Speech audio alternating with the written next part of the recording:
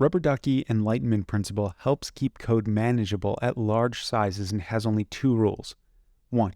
Do not make changes to a class until you know everything that class does and how it is expected to be used by the rest of your program.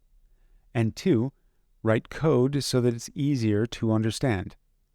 But the rules don't hold much meaning unless you understand why they exist, so this story will show us a path.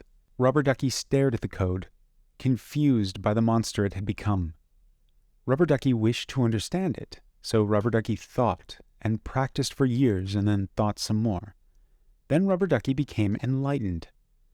Rubber Ducky had been using Single Responsibility Principle, SRP, badly. And thus was the way that the Rubber Ducky Enlightenment Principle was born. There are 2 steps.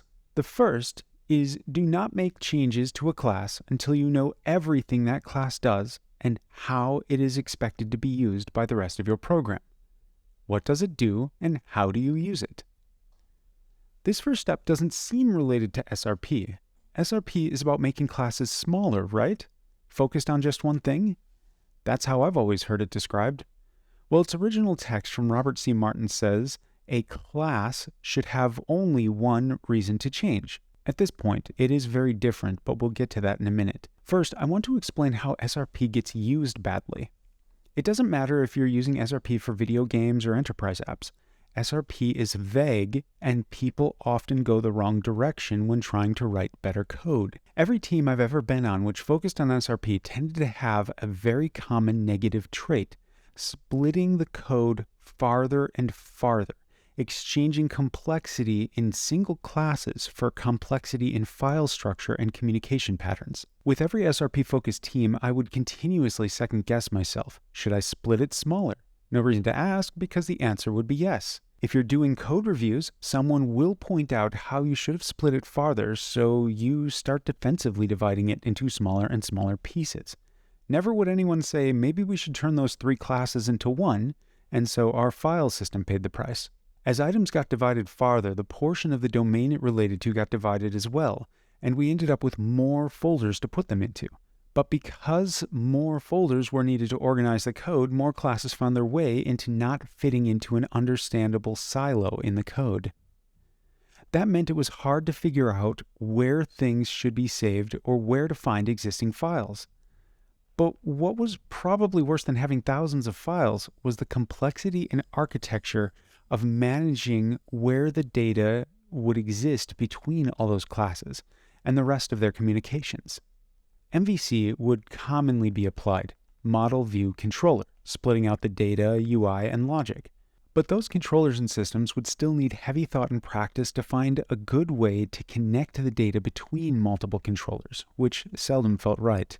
While SRP is this great and simple principle that can work wonders, it just as easily becomes a way to push the problem somewhere else. So let's go to the second rule of Rubber Ducky Enlightenment. Write your code so that it can be easily understood. That sounds a lot like SRP, but it is not the same, especially when tied to the first principle, to understand everything your code does and how it's used before changing it, or writing it for that matter. The difference is that Rubber Ducky Enlightenment doesn't target smaller code. It targets code that is easier to understand. This seems so simple, yet can be so tough in practice. Let's talk about Score Manager.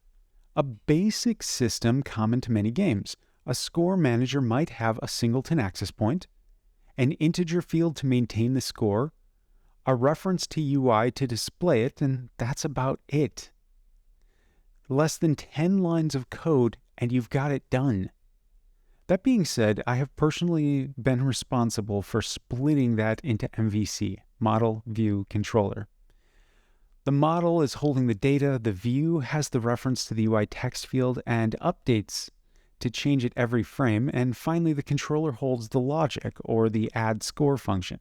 Now it takes 3 classes and the code size is more than doubled. But wait, that update is painful. Let's add an observable system between the text and the score so that now the UI only updates when the score changes.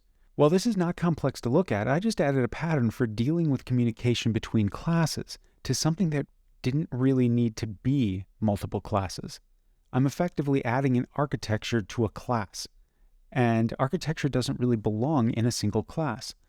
Though the term architecture has many meanings, in my honest opinion, it is specifically how the classes will communicate outside of their scope. Some are super basic. I have a reference to another class, so I call its method. That is so basic, we wouldn't really call it out as architecture, but in my opinion, it is. We could have used observables to communicate, events, command pattern, decorator, or others. All these structures sit between how different classes communicate. But splitting the classes up for the sake of splitting the classes often adds hundreds of different shapes of interconnecting code that are often unsupervised. Dependency injection, MVVM, or service locator are examples of systems that are typically supervised. They have specific structure of how to work with them already in place, and if someone starts messing with it badly, their code will usually be reviewed badly as well.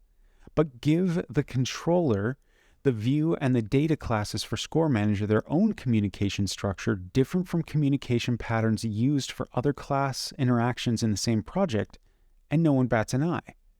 Rubber Ducky Enlightenment focuses on simpler to understand code. If Score Manager were one class, there would be less communication patterns employed to manage it. Don't get me wrong, MVC has its values, but like all architecture's principles and patterns, you shouldn't use it blindly. But you should certainly question what path will make this easier to read, maintain, and change in the future.